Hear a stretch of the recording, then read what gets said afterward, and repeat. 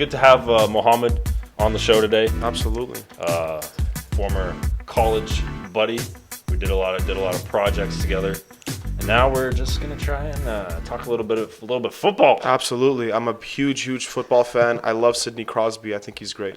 I think he's done some remarkable things in Super Bowl Aaron history. Judge is a really good wide receiver. Aaron Judge, he's comes amazing. in, he spikes that thing. Let me tell you, dude. By the way, you know this is the first pod in person, right? The first pod in person. This is the first in-person pod. Like we've been. I could have been a deep fake for all we would have known, but it turns out I'm in the flesh. He is here. There isn't one of those lines. There isn't like us, a line, like, unfortunately. like AJ Hawk and Pat. But yeah, shout out. This is like the first. Well, I did have a podcast.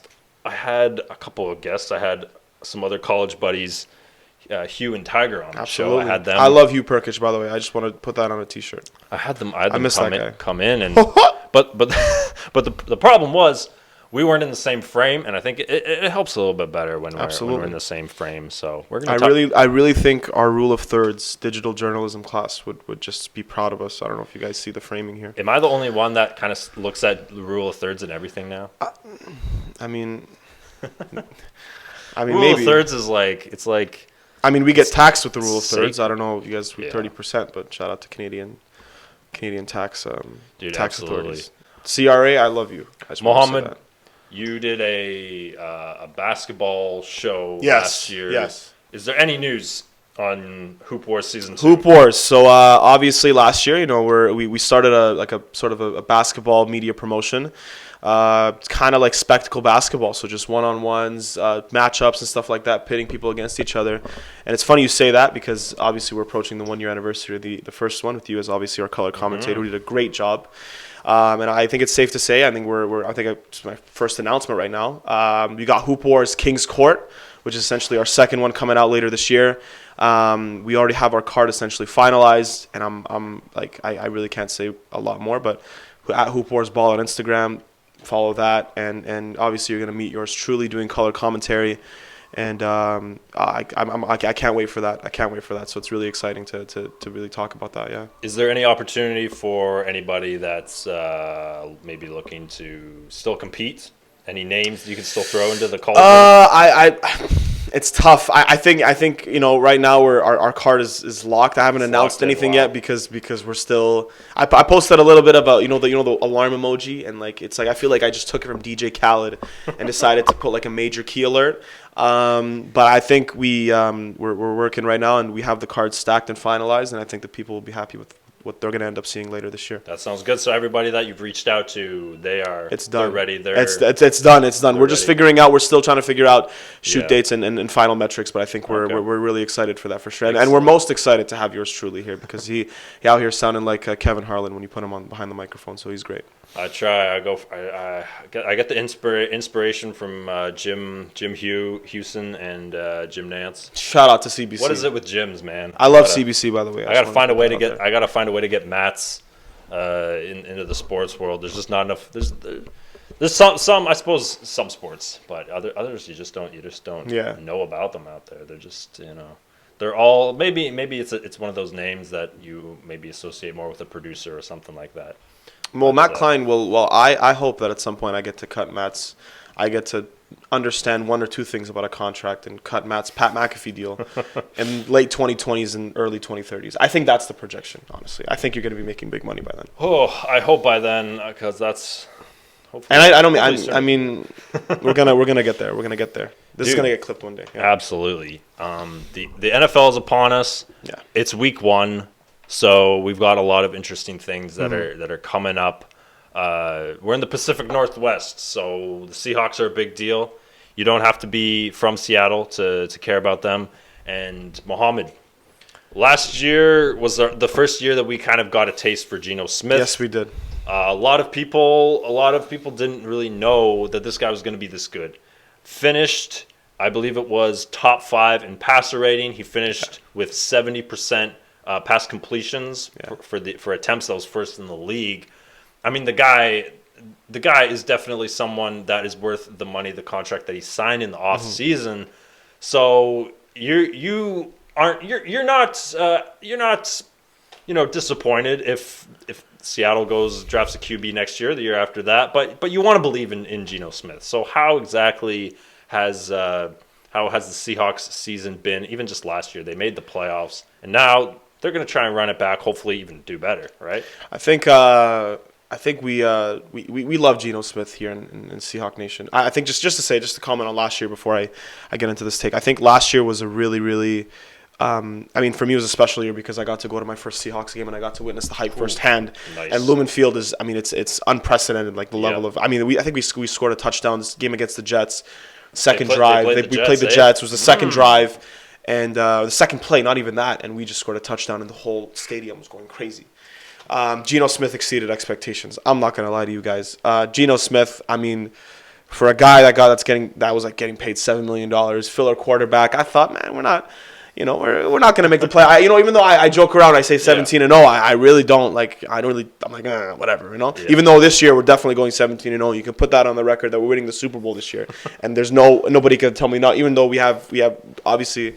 17-0. That's a great mark, and then it's like. I don't know. I'm more of someone. It's like, can we get the minimum? Can we at least be a good team? Exactly. I think, and it's not even hard to make the NFC to make the playoffs. No. I feel like. It's okay. It's okay to accept San Francisco maybe going 18-0 somehow. Yeah. But the Seahawks, if they're right there, in the third or the first wild card spot, that's totally fine as far as I'm concerned. Because I don't know how they're gonna be able to match up with San Francisco. Obviously having the disadvantage of having to play them twice a year. Yeah. Some teams are, they wake up every day and they're happy that they don't have to play San Francisco. It's not. San Francisco, by the way, I think that they're in a very interesting position because they went from a team that was, I would say probably would finish. I thought they were going to finish third in the NFC in the NFC division. I think in the NFC West. But I think to see them take Brock Purdy into the moon. And one can make an argument that if Brock Purdy was healthy in the NFC Championship, we might be talking about a Chiefs win over the Niners instead of the we would Eagles. have also gotten the game I think we all deserve. Exactly. Yeah. If Brock Purdy, he is with a good elbow, throwing a right arm with a good right elbow, he is undefeated. And that's all that a right arm throwing quarterback can hope for. That's all you can. I think with the man is yet to be matched. Yeah, with that, I think just bringing it back to the Seahawks and how I'm excited to see what's happening here. Yeah. I just think that we got a little too excited with Geno, and we you said we got a good taste of him, I guess, in the first season this last season. I think now we're. I think we're feeding him a little too much. I don't know, about $27 to $30 million a year. Yeah. That's a hefty price. You could have probably drafted someone this year in quarterback. I think we had two first round picks this year. I'm just saying that I don't know if Geno's a guy at he's like 29 years old, paying him $30 million a year. That's just like that's a lot, man. That's a lot. You shouldn't be getting like LeBron type of money right now. Actually, LeBron's making more than that. But you gotta appreciate the trade now. It's looking so great for Russell Wilson. Russell Wilson's a Seahawk for life. That is what he did with Denver. By the way, he's not doing this because. By the way, he's doing it because he's a Seahawk for life. He's doing it out of appreciation for us. You know what? There just had to be talks. Absolutely. Because he is in his mid-30s. And the Broncos aren't exactly the New England Patriots. No. They're not a team that you just throw in an amazing quarterback and then they're just going to be, AFC, title or bust. Yeah, right? yeah. At the minimum, right? Yeah. So there's so many expectations in football. Let's talk a little bit about just how the New York Jets are garnering so much attention. If Aaron Rodgers goes to the washroom a little bit differently than he did the day before, people want to know what's up. Sure. They want to know. It's New York. It's the premonitions that are turning the Jets into something that maybe they are, maybe they're not. Yeah. And people are saying Super Bowl or bust, AFC title game or bust, and it's like, I don't even know where to begin. To start with expectations. They bring in Dalvin Cook. Breece Hall is coming off of an ACL injury. Right. They have one of the youngest receiver studs in Garrett Wilson, and now you got Aaron Rodgers, who just recently won back-to-back MVPs. So, are they one of the teams that you think is actually like they bring in Dalvin Cook? It's hard to really know exactly. Plus, obviously, an amazing defense. But now here we are, and we're thinking that they're the team that we need to worry about over Kansas City. but I just don't think that's the case at that's all. a stretch. That's a stretch. I mean, we're also trying to figure out who is the top dog in the AFC. I still remember to this day. I remember the headline that I saw: Joe Mixon, quote, "We're the top dog in the AFC." Right, and right. I'm like, I mean, stuff like this is so. happening What do you think? Where do you place the AFC in terms? Where do you place the Jets with the AFC? Where do you put, like, if you had to put a mock like standing sheet? What would you put? What would you say? I think this all comes down to the basis of: are you going to take a team that looks good, or are you going to take a team that's proven to be good? Right. And I just have to put them underneath the Chiefs, the Bills, and the Bengals. I just don't think that I can give the Jets all this credit from a team that's on paper. If you were to put a I guess percentage on them winning the Super Bowl. I mean, obviously things happen. Players get traded. Who knows? Yeah. But out of like, what would you say the Jets' chances if they make it to the Super Bowl and get past the Chiefs, Bengals, Bills, etc.? Yeah. What do you say? Oh, well, I think it's certainly a very good possibility. Like I say, they're probably the fourth best team in the AFC, and if they can find a way to get to the title game, it's a very good chance for them. Right. But they're just in such a difficult division. They're going to have to play a playoff game on the road, which is very hard to do against an AFC division winner.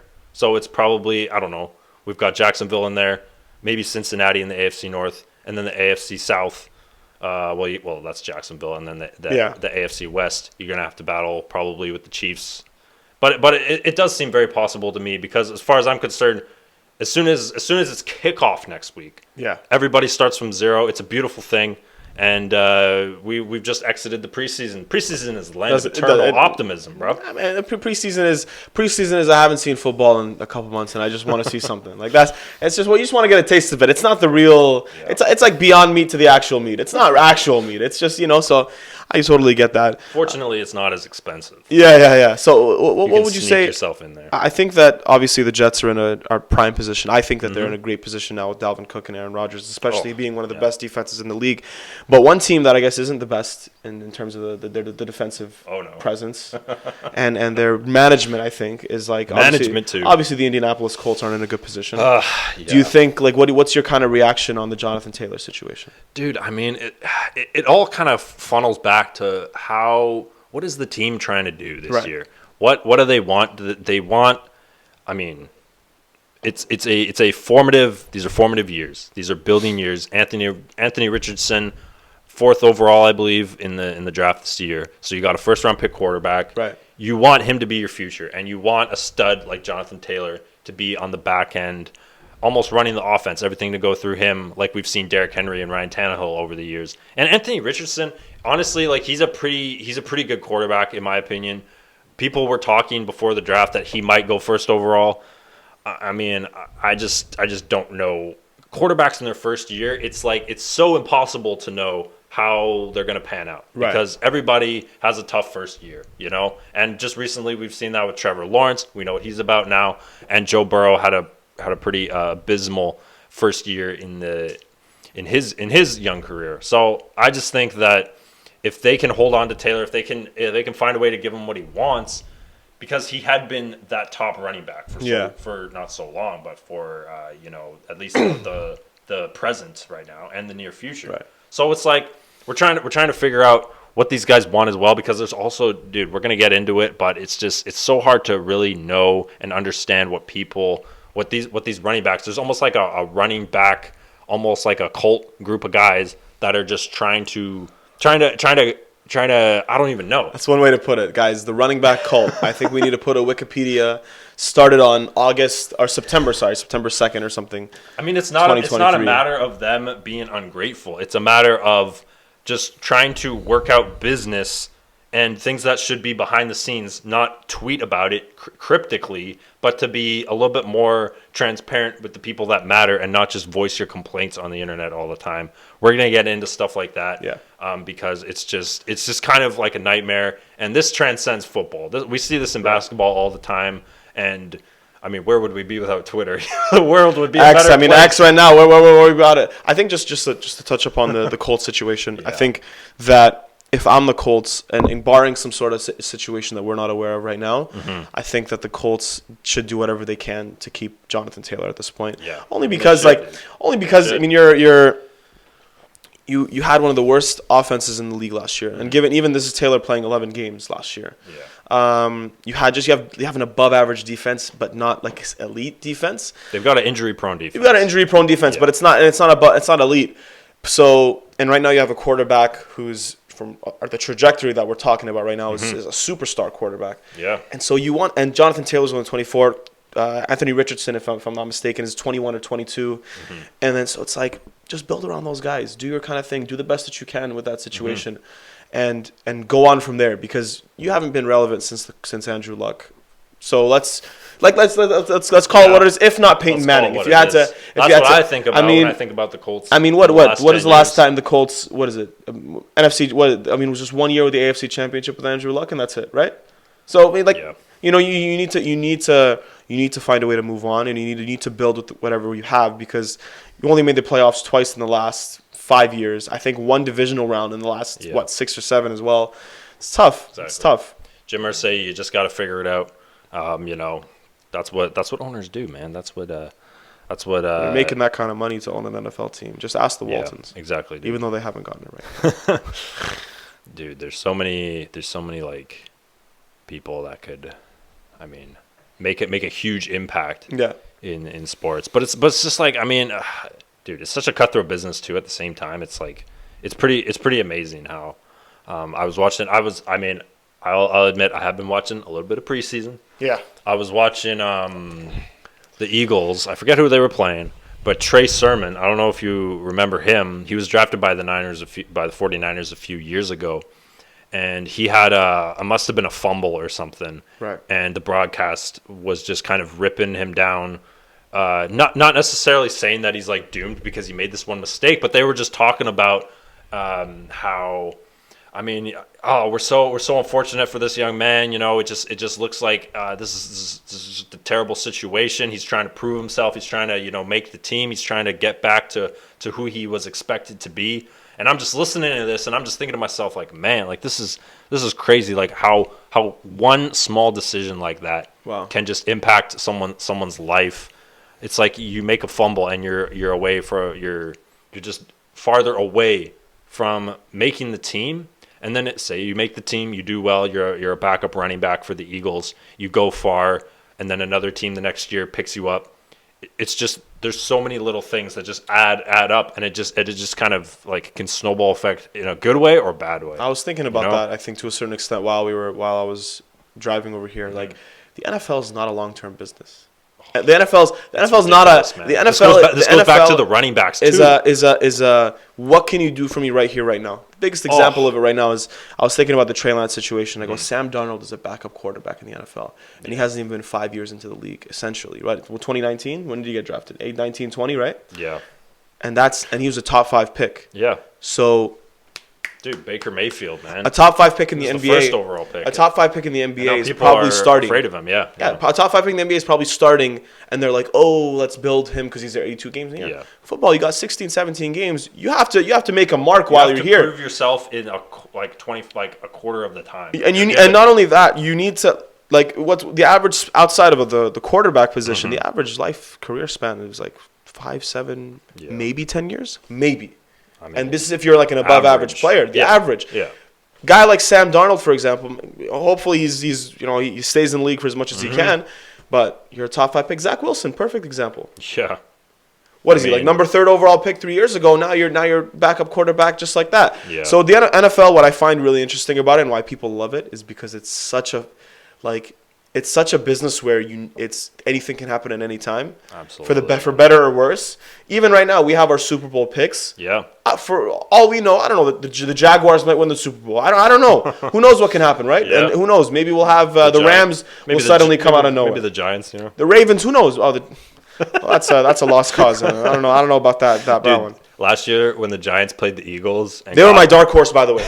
They were actually my dark horse. They looked like when Jacksonville played the Chiefs in the next round in the AFC. Weirdly enough, I I was huge on. I was like, okay, You were Daniel huge. Jones. Daniel Jones Huge is on Daniel Jones. huge on Daniel Jones. Like, Well, you this is gonna his have to be higher up on them this year then, because they're looking better as far as But- I'm concerned, man. But then again, I was like, with football, you have no idea who's gonna make it, who's not gonna do it. So that's the don't. beauty and the worst part about the business is unpredictability. Yeah, so Javonte Williams, nobody knows if he's going to be the running back of the future for Denver, but the guy's 23 years old. And the craziest thing about the running back career is that as soon as you turn 28, like it's unbelievable how young you have to be. It's like if you're 22, if you're 23, you're already on the downside. It's like when's the peak age? These like wouldn't you rather have like, I mean, I'm trying to think of like how you're way better off. You're almost in your prime, in your peak when you're 27 for most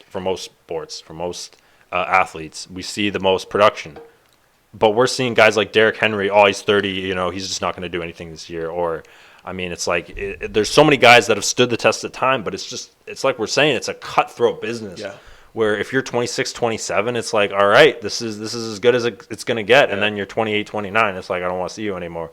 And then Dalvin Cook got released, if I'm not mistaken, right? Or was it? Did he get released from his team to play for them? I think that he even like a guy like him, like he's amazing. But I mean, Pro Bowl guy even from 2019 onwards. But I mean, cutthroat business. I mean, there's guys that are super valuable and they're not that old, but they're just it's just, I don't know, man. It seems like diamonds in the rough for me, because I mean, if you're 28, 29, I don't think you're that far away. Just look at other sports as well. I mean, obviously it's not demanding, but I mean, Steph Curry is going to be 35 soon, and the guy he's going to get a max contract in his ridiculously good. He's super athletic. He can run. He can sprint. He is one of the best. Like, just as far as like, I know we're talking about football, but there's a lot of different movements that are also in basketball as well. Absolutely. Just as far as running and dodging and speeding up here, slowing down there, making guys miss. Trying to be as elusive as possible. And I mean, maybe obviously it's the sport, right? Running backs, they're made to not play until they're 30 anymore. But dude, I mean, we're talking about how the NFL, how it kind of is right now, and how it's changing. I mean, I've just personally been feeling like it's so hard to really figure out what's actually going on, because I am also, at the same time, I'm a firm believer that the media, we need to be kept out of it sometimes. We don't need to hear everything that's going on in the clubhouse. I could disagree, but you can go ahead. Oh, yeah? I think definitely there's a lot of things that people they want to hear just so that they can take it and they can use it against someone. Yeah. Right? And if we know everything, then we're not in a place. Like, I'm also a firm believer that these NFL players, these professional athletes that bless us with playing this amazing sport at the most elite level, they don't owe us anything. They don't owe us an explanation. They don't owe us anything, right? Like, they need to go about their business. It's easy to judge and it's easy to take things out of context and not exactly know what's going on. But at the same time, man, I think it's also very important that we're professional, Exactly. Because it is a very important business. And at the same time, if this is a business, then let's be professional about it, And there's certainly a lot. The rise of social media, I think, it's taken away from that. Can I refute? I'll not even refute to that. I'll just give you a perspective on why the media has too many expectations. Right. So I guess this will segue into what we have later on in the show when you talk about media rights. But when NBC and CBS and ESPN onwards are paying you $2.5 billion annually, right? The MLS gets, I think, $2.5 billion on like a 10-year deal. Yeah. But you're getting that, and I think it was the contract goes until 2023. Amazon's putting in $1 billion a year, and so when you're getting that kind of money, to a certain extent, the media is. A big reason why NFL players, NBA players, NHL players. Not too much, but the reason why they're trying. They are trying, and I think I would personally say I'm willing to work on the NHL's marketing team, and I would love to work on that. I'll just put myself. I will quit my job on a lot of. Actually, I'm kidding. I won't do that. Sorry, that's too much. I'm getting too personal here. Too much. But I think it's. I think that to a certain degree, I think the reason why some media companies feel this level of entitlement is because they're a big reason why players are getting paid. Now, I think like it's important to be talking about when Patrick Mahomes took a dump on Sunday? I don't know. I don't know if that's important. No. Do I think his personal life is something that people should talk about? I think that's out of crossing the line. Right. But to give some degree of coverage when you're paying billions of dollars every single year. Yeah, these guys are making a lot of money. And so it's not only like they're making a lot of money. Like if you were to say, if they're just making a lot of money and the media isn't contributing to them making that money, Right. you could say, oh, well, you guys should just get out of our business. Yeah. But when you're a company like, even when we talk about LA, like Paramount, Mm-hmm. who is a content business, and they're reliant on their entire cable division's reliant on sports, Yeah. because everything else is going down, and they need that to hit. They're gonna want content from people. They're gonna want to do that. Now, is the sound biting obviously can get a little too like reachy? Like, oh, so I was like, I went on a walk today. Oh, so you're putting your feet at risk. It's like what? It's like that. Like, what are you doing, right? Yeah. But I think I can understand the media's perspective on that, because when you're paying this premium to publish this content, you kind of need to feed into your news cycle, into your own business. Yeah. So I think that there needs to be a balance on both sides. My take on that, I think. Yeah, I mean, it's just so hard to be somebody that is a professional athlete. They're making all this money. The public eye is on them. You have millions of followers on Instagram, and then we're all just judging them and separating ourselves from them, thinking that we're not human beings. Like, dude, I talked about this last year. Well, I guess it had to be 2 years ago now. Yeah. But, dude, I love Antonio Brown, dude. What he did to the Buccaneers, obviously, it's extremely unprofessional, and I'm not about that. I was just about to say that. Okay. I'm not about how entitled he feels, but I think there's something to be said for how the media had been treating him, and it was always hard to kind of believe the guy when he was on the Buccaneers. We're like, is Antonio Brown back, or is he still being back to the guy that wants out of Pittsburgh, wants out of Oakland at the time, and just the huge tumultuous rampage he put us all through a few years ago. Right. But the truth is about the guy, like I understand that what he did was completely, like, he knew he was going to get cut. Right. He knew he wasn't part of the team anymore. He didn't want that.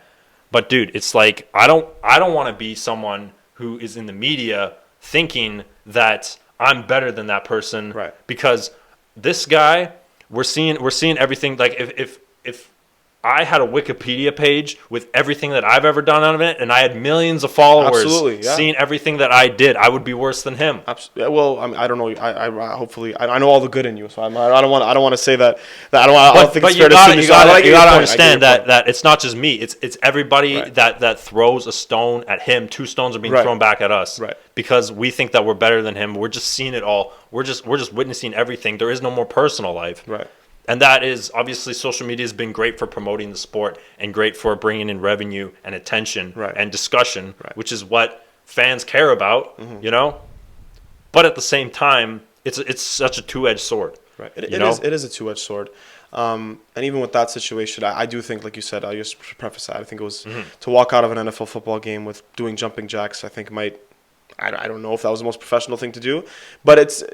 and obviously the media isn't 100% clean hands on everything, but it's the nature of the world we're living in right now, and it's like social media. And I don't want to sidetrack too much into a philosophy session without social media and all that, but I will say that we do lots of philosophy sessions. I mean, obviously we have a PhD here in sports and journalism, clearly. But I think that the age we're living in right now, this is the time of era where we think that everyone's perfect, everyone walks on water, and unfortunately, obviously, like with great when you're headlining stadiums and when you're selling out arenas and you're in front of hundreds of millions of people in the Super Bowl and different things, it comes with it, like, and it's a testament to human nature, I think. But it just, to a certain degree, it kind of comes with the territory, and it's hard to say that. And it's difficult. And obviously, to say, like, I don't know, some average Joe playing college football at Div 3, you're not going to obviously hold them. No one would put that level of, pressure, because it's no like one's going to concern themselves with them. But when you have someone who's in front of the public eye as much as you are, because you signed up to play football in the National Football League, it's something that's really hard to deal with. And I think that players need to I think that from the player's side, players need to understand, and it really the responsibility, I guess, of what it means to be in this limelight. But also, like, the media is kind of to a certain degree, like you said. I think there's some journalists out. I think there's some great journalists out there who don't cover the sport with the same degree of how should I say it? Like I guess or like with having their noses high and thinking, oh, look at us. Right. But I think there's definitely a certain group of people who they feel like they're better than everyone else, and that's that. And I think that's a really valuable discussion I think people need to have moving forward. I mean, I just want to know how to navigate becoming someone that cares about sports, that people listen to, that people care about the opinion of. Right. But at the same time, like, I remember a year and a half ago, I was doing an internship for the BC Lions, and I was interviewing players because that's what I want to do. That's what I want to do with my life. I want to interview players. And what I told them was, the media, we follow the inertia of our job, and it almost creates us to disconnect from the players and not pretend that they're people anymore and not care about relationships, so that when I'm talking about them, I want to remember I want to imagine that they're watching, and I want to imagine that they're in the room with me. That's so valuable.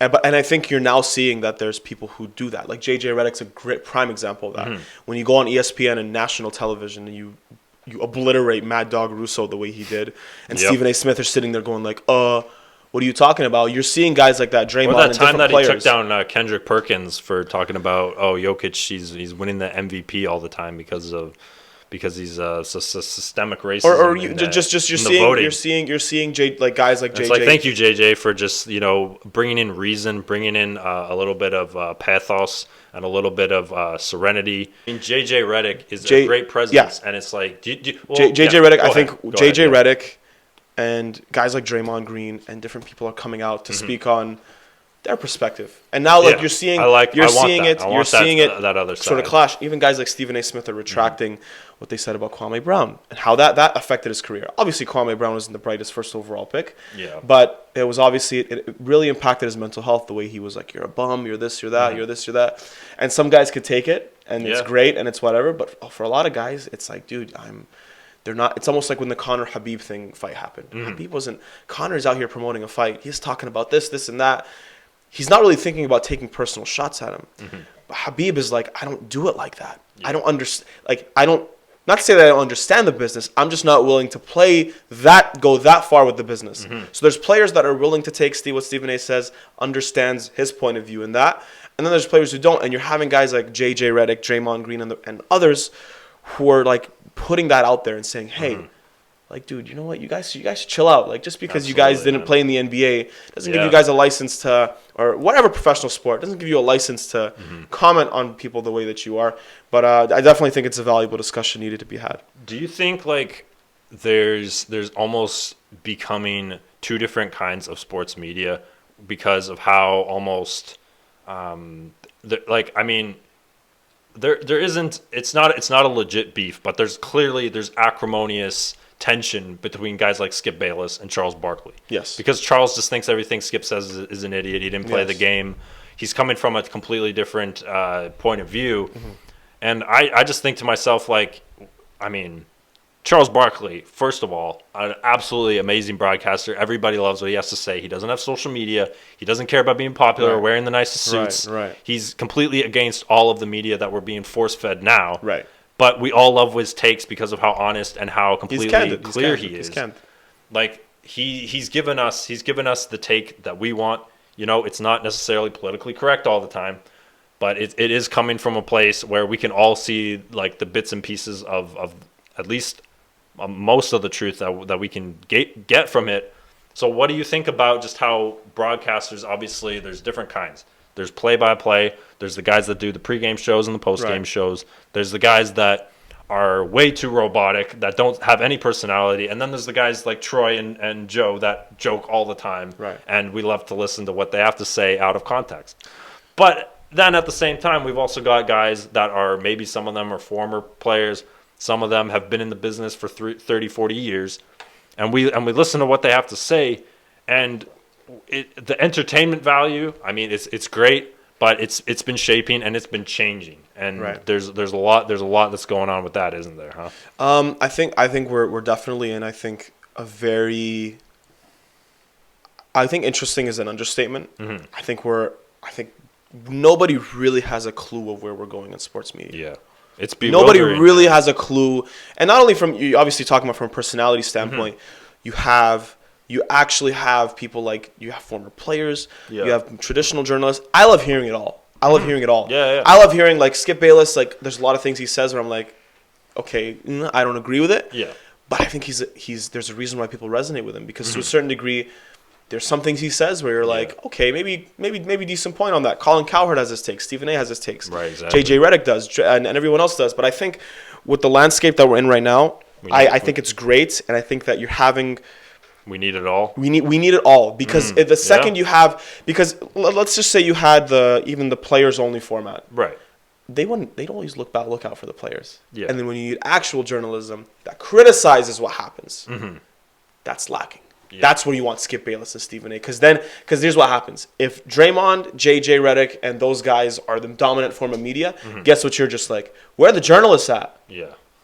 When you have an imbalance in the content, whether it's content or anything just in life, Yeah. you always want the opposite. So I Yeah. think right now we're in a unique position where it's all merging together. And even obviously we'll get into it later about with Undisputed and First Take right now, the way that they have it set up.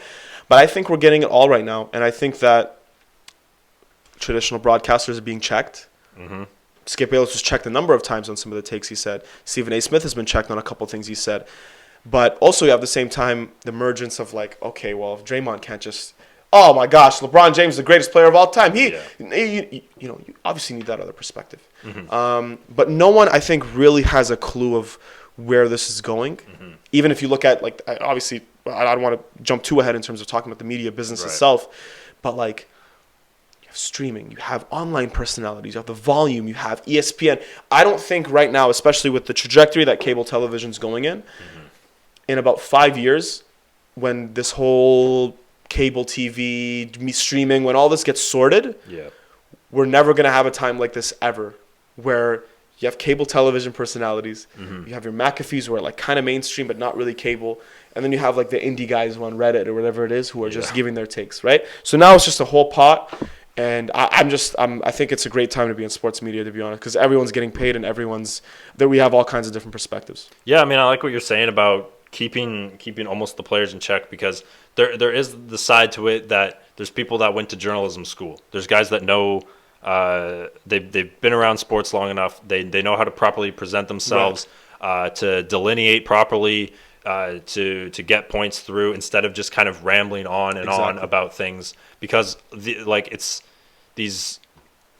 you're a player and you have a podcast, you're not guaranteed to be successful from anything other than just you're well known, but your ability to actually to talk and to keep things going on. It is a skill set, and then we see kind of the professional side of it, because, well, if you went to journalism school, you know how it's properly been done or how it's traditionally been done. But now we're getting into a different age. Okay, I'll kind of just say how I want to say it from my take, from my point of view, being a player, rather than having to go through all the streams of, okay, I got to figure out if I want to swear on this show. Got to figure out what kind of graphics and what kind of videos and different photos mediums, we're using. different mediums, in different mediums. Yeah. I mean, I do agree. I think that it's all good. There's not like an imminent threat or anything to it right now. Are you also kind of just suggesting like how people aren't going to be watching TV all the time? Like people aren't going to be turning on the TV to listen to sports shows in the future, right? Like that's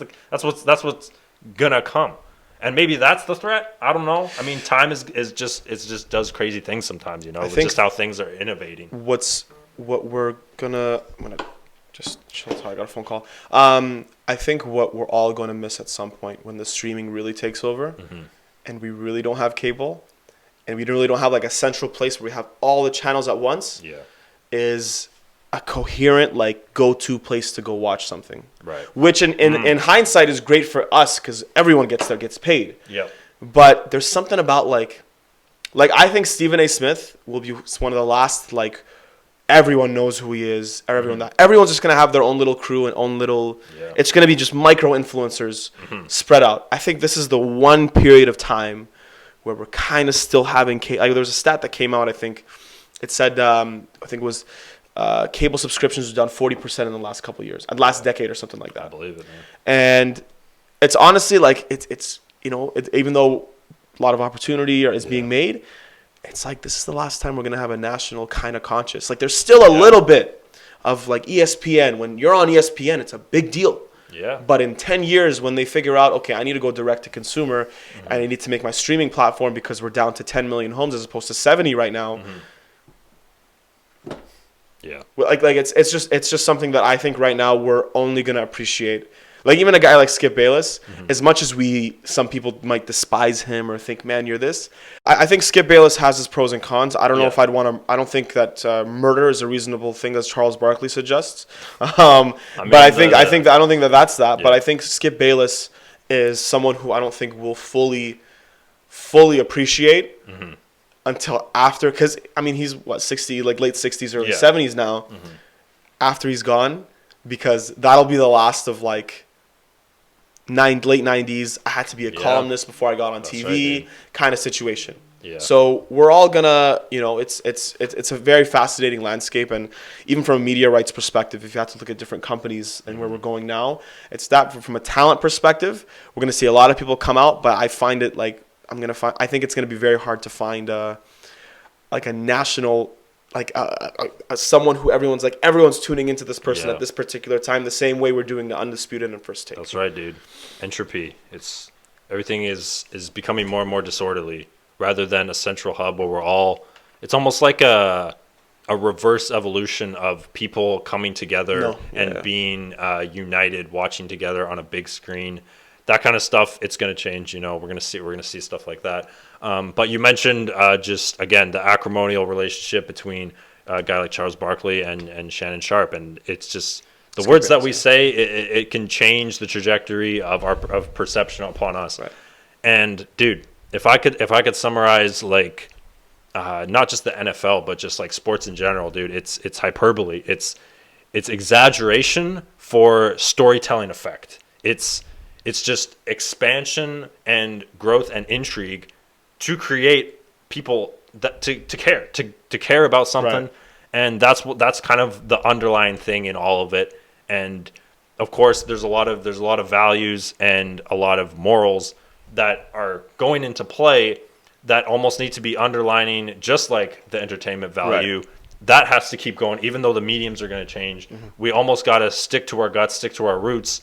Even though I'm not going to be on a big screen TV and everybody's going to watch, or I'm going to be on my phone, or I'm going to be on Twitter now, or a VR headset, or like who knows what happens at this point, right? Exactly. It's like I'm going to be sitting in your living room and you're going to be able to turn to me and see me broadcasting the game. It's going to be the interactive Manning cast. Exactly. I mean, I'm down for whatever because that's the future, and I can't go back to the good old days. How maybe it was better, and you could become more different through your professionalism, but now you have to be different through what the technology is allowing you to do. It's just a confusing time right now. I think that the dust is going to settle, I think, in the next decade. Yeah. It seems like a long time right now, but it's like, I'll give you an example. I think like everyone loves the NBA on TNT. The next NBA rights deal, which is coming up in the next year or two, Warner Brothers Discovery, Warner Brothers, which is the parent company of TNT, now has to compete with Apple, Amazon, Disney, CBS, NBC, so many different guys. That's right. And they're a pure content company. Their business model is cable. HBO. How are you gonna you can't replicate what you did before. So we're gonna see nobody has a clue of where this is going to end up. We might all have to tune into Apple TV in a decade to watch this. Who knows? Exactly. But I think the key right now for a lot of people is and it's hard to say this. Yeah. Enjoy the product. Enjoy what's going on. It's an exciting time. You have your last bits of cable. You have Amazon coming in with their own streaming service. Al Michaels is the GOAT of maybe all announcing. But enjoy it, embrace it, because I don't think we'll have a time in the next decade where we're going to have guys like we're going to have mainstream personalities the way we do now. Exactly, dude. All right, man. Awesome. Dude, we've covered a lot of different topics. I